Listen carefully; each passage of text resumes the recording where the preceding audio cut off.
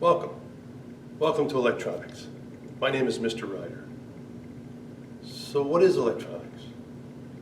Maybe a better question, what are electronic devices? Do you use any? Sure, cell phones, computers, laptops, televisions, HD TVs, right, big screens. Maybe in your car, you have one that parks itself. Maybe one that kind of steers you back into the right lane if you veer out of the lane. Electronics. Have you ever been in an emergency room in a hospital? Not necessarily a fun place to be, but loaded with electronics, all that monitoring, measuring, alarms, equipment, that's all electronics. You ever get one of these? Sure you did, right? You open it up. First thing you do is you open it up, see if there's money in there, of course, right? But then what I did, I opened mine up. Right? I was curious as to what's going on in there. I knew there wasn't a little band in there playing that music, but I was curious of how it was making that noise. If you have that natural curiosity, why things work, how they work, do you try to fix things yourself? Maybe you ought to think about a career in electronics. All of those parts that I talked about. Somebody has to design, somebody has to develop. You might have to manufacture, you have to build, you have to test. You might have to train a customer how to use a device. You may have to troubleshoot and repair. We do a lot of that as electronics technicians. Those are the sorts of careers you can get into with a career in electronics. So how do we do that? Well, electronics is a branch of physics. It deals with electricity, so we have to learn about electricity. There's four main properties of electricity we learn about: current, voltage, resistance, and power. Once we learn about that, then we can start learning about electronic components. Small pieces of metal, plastic, look like little bugs. Well, when you put electricity through them, special things happen. Then we take those components and we start building circuits. We may build circuits on a board like this. It's called a solderless breadboard. You can actually take the components and pull them out and put them back in. You can rebuild circuits, reuse your components. We'll build a lot of circuits to test and measure on those.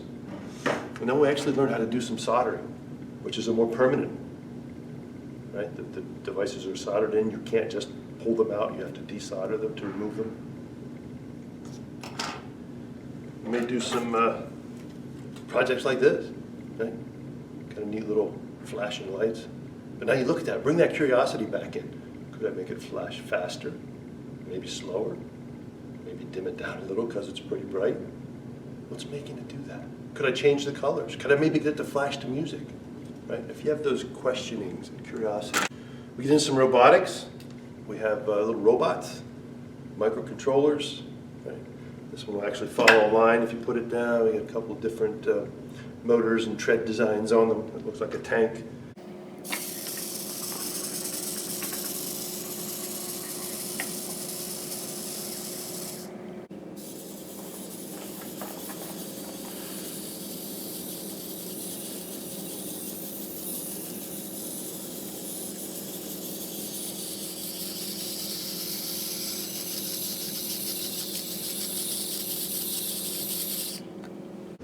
This ever happened to you?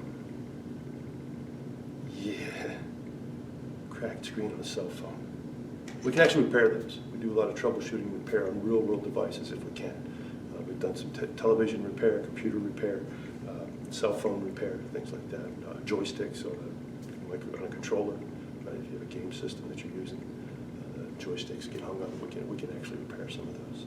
So let me show you what a typical workstation for a first-year student might look like. This is a typical first-year student's workstation. We have a power supply, digital multimeter, our lab book with the circuit schematic and the procedures, and our solderless breadboard with the circuit on it. There's also a little resistor color code helper there. This workstation is typical of a second-year student. We have an oscilloscope, our function generator, again a proto board, and our lab book with the schematic and the procedures. This workstation is typical of a soldering workstation. We have a solder iron and the tip cleaner. We have hand tools with the desoldering pump. We have solder. We have the circuit board components. There's also a schematic and a layout of the print circuit board. Here's a digital circuit that a third-year student built. It's a counter. This piece of equipment has a function generator, power supplies, and various switches and things built right into it. Do we have any program requirements? Not really. We don't have a uniform. The only thing that I recommend you purchase is a little plastic box like this to keep all your electronic parts in. Electronic parts are small. If you don't have a place to store them, they can get lost very easily. One of the main pieces of test equipment to learn how to use is a multimeter. You may want to purchase one of these, but you don't have to get started. As a matter of fact, I recommend coming in here, learn a little bit about the meters we have so you know what kind to get or what might work best for you.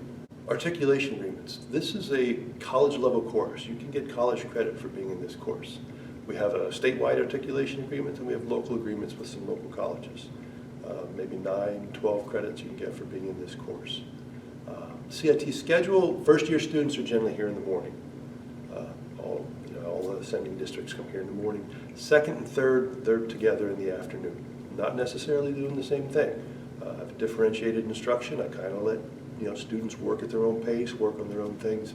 That way we're not sitting around getting bored. We're always working on something neat and interesting. The grading here at CIT, basically 3 main parts. There's knowledge, that's what you know, tests, quizzes. We have skill, that's what you can do. We do a lot of building, testing, measuring, and those sorts of things. And then we have what we call employability. It's work ethics and PDP. We have a professional development program, kind of those soft skills that employers are looking for. So those are the 3 main components of our grading system here at CIT. If you come here, you can still participate in extracurricular activities at your home school. So if you're on the football team or in the band or anything like that, you can still participate in those activities at your home school. Thank you for spending some time with me. I hope you've enjoyed your time here at CIT in the electronics classroom. If you have any other questions or concerns, please contact me. You can contact me through our website at citvt.com, or you can give me a call here at school. Again, I'm Mr. Ryder. This is the electronics classroom. Thank you.